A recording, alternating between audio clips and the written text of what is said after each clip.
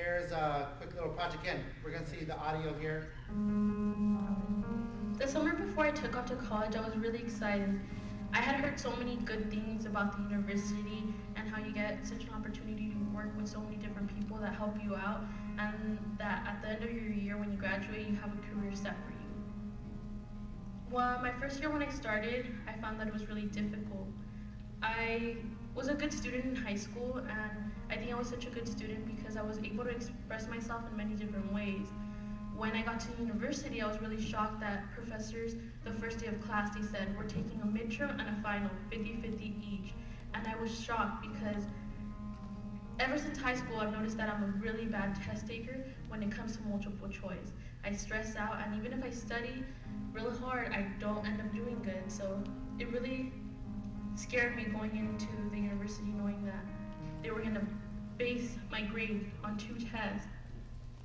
I love college. I'm having a lot of fun. I'm learning different things, different exciting things, different ways of thinking. I just wish that we had a different opportunity to express that we are learning and that we're enjoying what we're learning and not just basing it off of a test. I would just wish that sometimes we were able to, take a picture of something that relates to class or do a film or write an essay about it or even do a podcast for it. I mean, there's so many opportunities for us to learn in different ways, and the university doesn't always allow it. I'm going to stop right there. But nonetheless, audio is very clear, isn't it? So, like, we have little tricks to do that. Like, for example, like the new Nanos, the new iPod Nanos have a built-in recorder into this. So a lot of times what we'll do is we'll just set it right below the person, and then we'll do the interview, and then with it, like, for example, you use a flip camera. The cool thing about flip camera is that, let's say he wants to interview me, and if I'm sitting here and he's interviewing me, how is the sound going to hear? How's the sound? Yeah, I see nodding heads. It's not going to sound really, it's not going to be a really nice, clean audio. It's going to echo, it sounds really bad. And because the actual microphone is right there, so if he had a bad cold and he was videotaping me, it would look like Darth Vader is stalking me, right? Because you hear the heavy breathing. Even though the microphone's over there. So like one thing I was showing teachers is this, like grab one of these, hit record, put it in your pocket, and what we'll do is we'll do this. I'll say hit record, he hits record, I'm going to record here.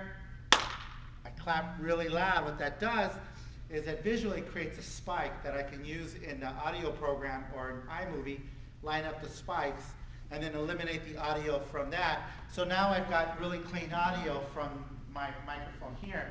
So if I'm doing an interview, I can do something like this. I put this record. By the way, you can use any recorder because if you notice the iPod has, the iPod has the recorder. But you can also use like GarageBand, and it's just a microphone and just set it up.